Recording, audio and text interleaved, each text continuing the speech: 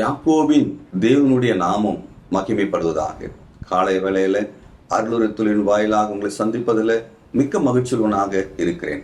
என்னோடு கூட 146வது சங்கீதம் 5வது வசனத்தை வாசித்து நாம் சிந்திக்கலாம். யாக்கோபின் தேவனை தன் துணையாக கொண்டிருந்து தன் தேவனாகிய கர்த்தர் மேல் நம்பிக்கை வைக்கிறவன் பாக்கியவான். இந்த சங்கீதக்காரர் சொல்லுகிறார், தன்னுடைய முன்னோர்களை வைத்து சொல்லுகிறார், யாக்கோபின் தேவனை தன் துணையாக கொண்டிருக்கிறவர்கள், அவர் மீது நம்பிக்கை வைக்கிறவர்கள் பாக்கியவான். மேலுள்ள வசனம் பாருங்கள். இதுக்கு மேலுள்ள 3வது வசனத்தில, பிரபுக்களை ரட்சிக்க திராணி இல்லாத மனுபுத்திரரை நம்பாதேயுங்கள். இந்த எழுத்தாளருடைய நோக்கம் பாருங்கள், தன் வாழ்க்கையின் அனுபவம். அநேக மனிதர்களை நம்பி ஒருவேளை அவர் எதற்காக நம்பினாரோ அந்த காரியங்கள் கைகூடாமல் போயிருக்கலாம். பிரபுக்களை நம்பாதேயுங்கள், யாக்கோபின் தேவனை துணையாக கொண்டு சொல்ற ரொம்ப அருமையாய் சொல்கிறார். தன் தேவனாய கர்த்தர் மேல் நம்பிக்கை வைக்கிறவன் பாக்கியவான். கர்த்தரை நம்புங்கள் என்று சொல்லக்கூடியதை நாம் பார்க்கிறோம். மனிதன் மீது நாம் வைக்கக்கூடிய நம்பிக்கை காட்டிலும் கர்த்தர் மீது அதிக நம்பிக்கை வையுங்கள் என்று சொல்லி இந்த எழுத்தாளர் சொல்லக்கூடியதை நாம் பார்க்கிறோம். ஏன்? இந்த கர்த்தர் எப்படிப்பட்டவர் பாருங்கள். 6வது வசனத்துல வாசிக்கிறோம், அவர் வானத்தையும் பூமியையும் சமுத்திரத்தையும் அவையில் உள்ள யாவையும் உண்டாக்கினவர். அவர் என்றென்றைக்கும் உண்மையை காக்கிறவர். இவர் மனிதனை போல அல்ல.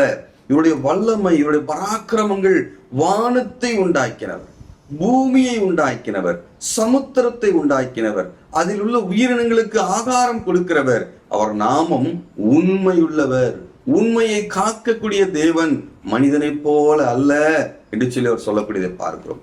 இந்த தேவன் வானத்தை உண்டாக்கின இப்படிப்பட்ட வல்லமையுள்ள தேவனாய் இருக்கிறார் என்று சொன்னால், இவர் என்னுடைய வாழ்க்கையில் இருக்கக்கூடிய குறைவுகளை நீக்க வல்லவராய் இருக்கிறார்.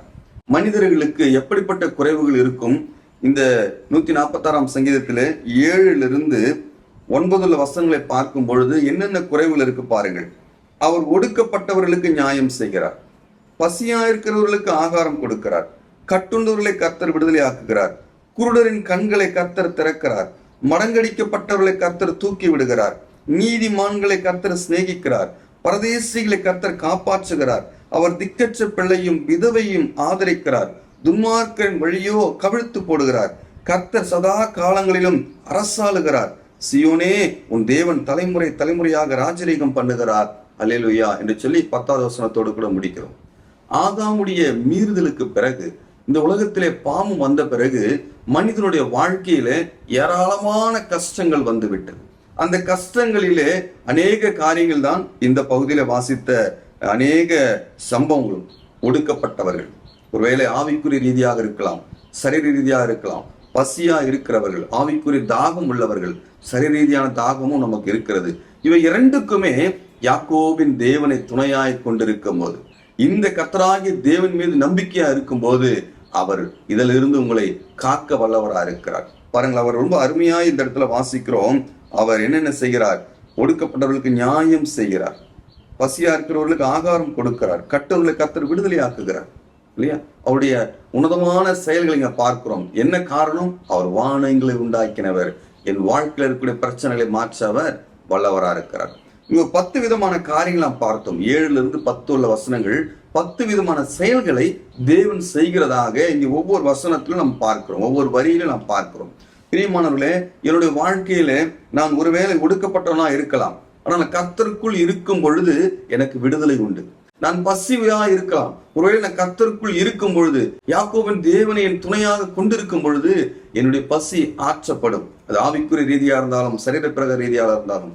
நான் என்னுடைய வாழ்க்கையில பாருங்கள், கட்டுண்டவர்களாக, குருடராக, மடக்கடிக்கப்பட்டவர்களாக, இல்லையா, பரதேசியாக, திக்கற்ற பிள்ளையாக, விதவையாய் கூட நான் இருக்கலாம். பிரியமானவர்களே, எப்படிப்பட்ட சூழ்நிலை இருந்தாலும் விசுவாச வாழ்க்கையிலே இப்படிப்பட்ட உபத்திரத்தோடு கூட என் வாழ்க்கை இருக்கும் என்று சொன்னால், அவரை நான் துணையாய் கொண்டிருக்கும் பொழுது எனக்கு சமாதானம் உண்டு. எனக்கு என் சூழ்நிலைகள் மாறுவதற்கு அவருக்கு அது சித்தமா இருக்கும் என்று சொன்னால் அவர் மாற்றாத வல்லவராய் இருக்கிறார். ஆனால் இந்த 10 விதமான காரியங்களிலே ஒரே ஒரு விதமாய் மாத்திரம் என் வாழ்க்கை இருக்கக்கூடாது. என்ன காரியம்? இங்க பாருங்கள், 9வது வசனத்துல பார்க்கிறோம், பரதேசியில கர்த்தர் காப்பாற்றுகிறார், அவர் திக்கற்ற பிள்ளையும் விதவையும் ஆதரிக்கிறார், துன்மார்க்கரின் வழியோ கவிழ்த்து போடுகிறார். நான் துன்மார்க்கமாய் மாத்திரம் என் வாழ்க்கையிலே ஜீவிக்க கூடாது. அதை அவரால் என்ன செய்ய முடியாது? காப்பாற்ற முடியாது. கவிழ்த்து போடக்கூடிய ஆண்டவராக இருக்கிறார். துன்மார்க்கமாய் என் பாதை, துன்மார்க்கமாய் தேவனை விட்டு தூரமாய் போகக்கூடிய பாதை என் வாழ்க்கையில் இருக்கும் என்று சொன்னால் நான் கவிழ்க்கப்பட்டு போவேன் என்று சொல்லி இந்த எழுத்தாளர் சொல்லக்கூடியதை நான் பார்க்கிறோம். பிரியமானவர்களே, யாக்கோபின் தேவனை நம் துணையாய் கொண்டு இந்த உன்னதமான தேவனாய் கர்த்தர் மேல் நம்பிக்கை வைக்கிறவன் பாக்கியம். நானும் நீங்களும் இந்த காலை வேளையில பாக்கியவான் ஆசீர்வதிக்கப்பட்ட பிள்ளைகளுடைய இந்த வரிசையில உபத்திரவங்கள் இருந்தாலும் அது மாறும். ஆனால் துன்மார்க்கமாய் மாத்திரம் இல்லாதபடி நான் காத்துக்கொள்ள கர்த்தரிடத்தில் என்னை ஒப்பு கொடுக்க வேண்டும். இந்த சிந்தையோடு இந்த காலை வேளையில மனிதர்களை நம்புவதை காட்டிலும் வானத்தையும் பூமியும் சமுத்திரத்தையும் அவையுள்ள உயிரினங்களுக்கு ஆகாரம் கொடுத்து பராமரிக்கிற வளமையுள்ள தேவனுடைய அந்த உயர்ந்த நாமத்தின் மேல் நம்பிக்கை வைத்து வாழ தேவன் நமக்கு இந்த காலை வேளையில உதவி செய்வாராக. அவருடைய நாமம் மகிமைப்படட்டும்.